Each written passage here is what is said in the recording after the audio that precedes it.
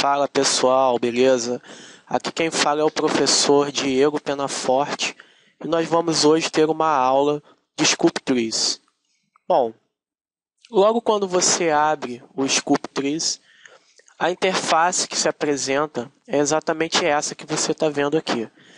Então você tem uma área de trabalho aqui no centro que contém essa esfera, que é exatamente o local onde você vai esculpir, né? Então aqui você consegue desenhar na esfera e rotacioná-la. O Ctrl Z você desfaz aquilo que você fez.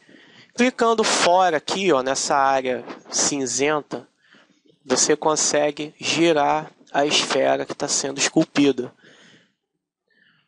Num raciocínio como a gente já tem em outros programas de 3D, em que você consegue orbitar em torno do objeto que está sendo trabalhado, que está sendo modelado ou que está sendo construído aqui no ambiente tridimensional.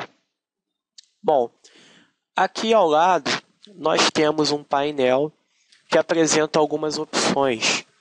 Esse painel você vai ter, por exemplo, logo aqui em cima, as opções básicas de pincel, a opção para mover a esfera, né? Se eu clicar ali e puxar, eu posso mover os pixels da esfera.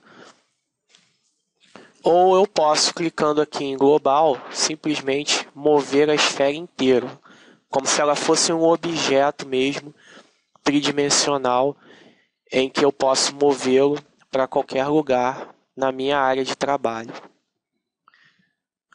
Vou desabilitar aqui o global e aí eu posso mover apenas os pixels da esfera, né? Mover apenas alguns pedaços da esfera, qualquer parte dela. Tem aqui a opção para rotacionar a esfera também, onde eu posso rotacionar os pixels da esfera, como eu estou demonstrando. Vou dar um Ctrl Z, ou apertando o botão global eu vou rotacionar, ó, a esfera inteira também em torno de um eixo. Esse eixo, ó, vai depender do local onde você clica aqui com o mouse. Onde você clica vai ser o centro do eixo de rotação. A gente pode dizer que isso aqui ele depende do contexto do mouse. Ou seja, aonde você clicar, você vai marcar o ponto central de rotação da esfera.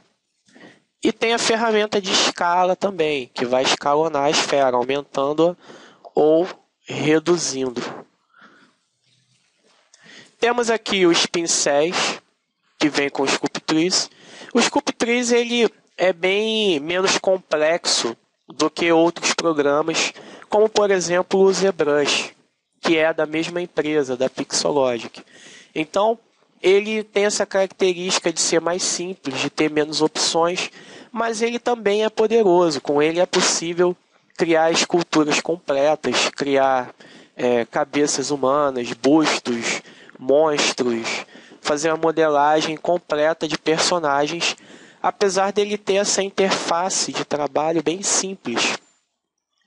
E interface essa que auxilia muitas vezes as pessoas a aprenderem a esculpir, pois um software como o ZBrush, por exemplo, pode ser bastante, pode intimidar bastante o aluno, tendo em vista a quantidade de elementos gráficos, de opções, de ferramentas que ele disponibiliza para o aluno trabalhar.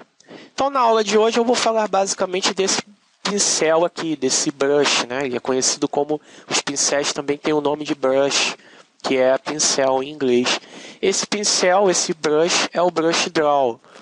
É o pincel básico de desenho, onde você consegue desenhar aqui na geometria e iniciar o processo de escultura. Quando você seleciona um brush, você tem aqui em cima as opções desse brush. Por exemplo, eu tenho aqui nesse primeiro o tamanho do pincel, vai ver que ele vai ficar pequenininho. Se eu aumentar aqui, ele fica grandão lá. Ó. Você tem aqui logo abaixo a intensidade do pincel, vê que a bolinha aqui começa a ficar transparente, ou seja, o pincel está ficando mais fraco. E o que acontece com a escultura? Quando você utiliza o pincel na escultura, ele desloca poucos pixels da malha, ele desloca poucos elementos, poucos polígonos da malha ali na hora de trabalhar. Se eu aumentar a intensidade dele, ele vai deslocar muitos polígonos da malha na hora de trabalhar. E aqui também tem o strength.